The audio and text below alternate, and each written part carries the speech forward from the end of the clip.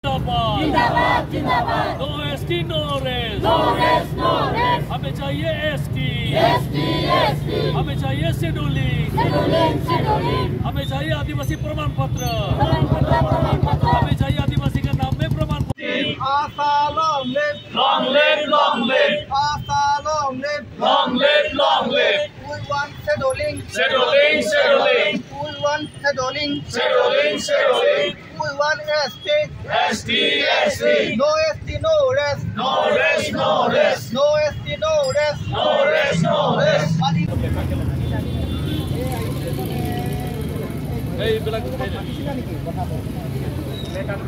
जी কাৰ্যসূচী লৈছে এই কাৰ্যসূচী আপোনালোক লোৱাৰ কাৰণে আমি ধন্যবাদ জ্ঞাপন কৰিছোঁ লগতে যাতে এই কাৰ্যসূচী এই সময়ত নলৈ পেলাই আপোনালোকে যদি অলপ পাছুৱাই ল'লেহেঁতেন আমি অতি মানে কৃতজ্ঞ হ'লোহেঁতেন আমি অতি গৌৰৱান্বিত মানে ভাবিলোহেঁতেন ইমানে কৈ পেলাই মই সকলোকে ধন্যবাদ জনাইছোঁ সম্পৰ্কত আপোনাৰ মতামতটো কি সৰ্বপ্ৰথমে আমি অসম চৰকাৰ ধন্যবাদ জ্ঞাপন কৰিছোঁ যে তেখেতে ঝুমুৰ মেঘা ঝুমুৰ যি কৰি আছে আৰু ঝুমুৰ বিনন্দনী হিচাপে চাহ জনগোষ্ঠীত চাহ শ্ৰমিকৰ আমাৰ আদিবাসী ৰাইজৰ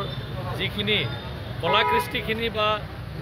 আগুৱাবৰ কাৰণে তেওঁলোকে কিবা পদক্ষেপ গ্ৰহণ কৰিছে তাৰ কাৰণে আমি ধন্যবাদ জ্ঞাপন কৰিছোঁ কিন্তু কথাটো হ'ল যে এই যিটো সময়ত তেওঁলোকে মেগা ঝুমুৰ কম্পিটিশ্যন বা এই মেগা ঝুমুৰৰ যি প্ৰদৰ্শনী আৰম্ভ কৰিছে আৰু জিলাই বিভিন্ন কাৰ্যসূচী তেওঁলোকে লৈছে এই সময়টো আমি ভাবোঁ সদৌ অসম আদিবাসী ছাত্ৰ সন্থাৰ তৰফৰ পৰা আমি ভাবোঁ যে এইটো সঠিক সময় নহয় কাৰণ এই সময়টো হৈছে যে এটা শৈক্ষিক পৰিৱেশ গঢ়াৰ সময় এই সময়টো হৈছে যে আমি এটা বাতাবৰণ বাগান অঞ্চলত গাঁও অঞ্চলত এনেকুৱা এটা বাতাবৰণ আমি গঢ়িব লাগিব তাকে আমাৰ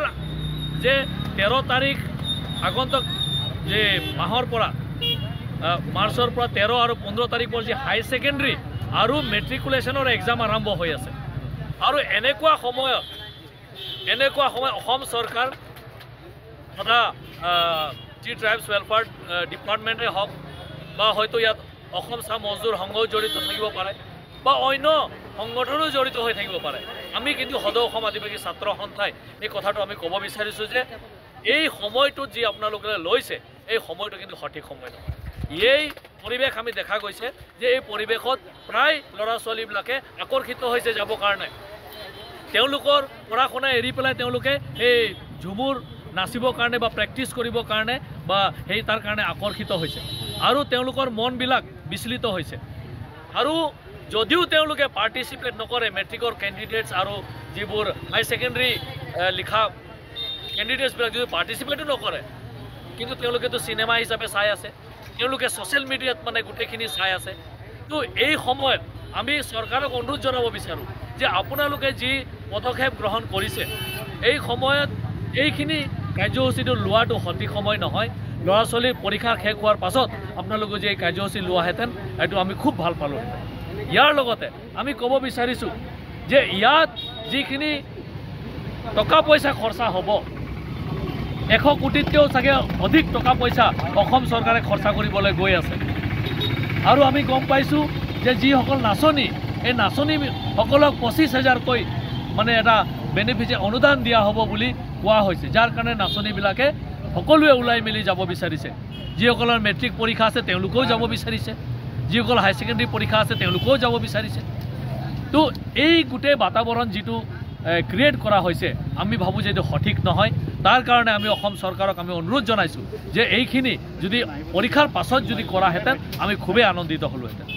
আৰু যিখিনি টকা ইয়াত খৰচা কৰা হৈ আছে আমি ভাবোঁ যে এই 100 কোটিতকৈও যিখিনি টকা চাইড 100 কোটিতকৈও অধিক টকা যিখিনি খৰচা কৰা হ'ব এই টকাখিনি যদি আদিবাসী ৰাইজৰ ডেভেলপমেণ্টৰ কাৰণে যদি খৰচা কৰি ল'ব পাৰিলেহেঁতেন এনেকুৱা আৰু কৰক 100 কোটি যদি নাচ গানৰ কাৰণে যদি কৰিছে আৰু 100 কোটি টকা ডেভেলপমেণ্টৰ কামত খৰচা কৰক সেইটোৱে আমি বিচাৰিম কাৰণ যি CAG report comptroller and auditor general of ইণ্ডিয়াৰ যি ৰিপৰ্ট আছে সেই ৰিপৰ্টত একদম স্পষ্টভাৱে কোৱা হৈছে যে আদিবাসী এণ্ড টি ট্ৰাইবছ ৱেলফেয়াৰ ডিপাৰ্টমেণ্টৰ যিখিনি টকা আহে এই টকাৰ জৰিয়তে যিমানখিনি স্কিম লোৱা হয় যিমানখিনি আঁচনি লোৱা হয় যিমানখিনি বেনিফিচিয়াৰীক স্কিম দিয়া হয় ইয়াৰে এই স্কিমবিলাকৰে এই জাতিটোৰ কিন্তু কোনো ডেভেলপমেণ্ট হোৱা নাই বুলি ৰিপৰ্টে কৈ আছে আৰু এতিয়ালৈকে আমি দেখা পোৱা নাই যে অসম চৰকাৰে তথা আদিবাসী এণ্ড টি ট্ৰাইবছ ৱেলফেয়াৰ ডিপাৰ্টমেণ্টে এনেকুৱা নতুন ধৰণৰ কিবা পদক্ষেপ লৈছে নেকি নতুন ধৰণৰ কিবা ষ্ট্ৰেটেজি লৈছে নেকি আমি কিন্তু সদৌ অসম আদিবাসী ছাত্ৰ সন্থাই কিন্তু এইটো আমাৰ কাৰণে কুৱেশ্যন মাৰ্ক হৈ আছে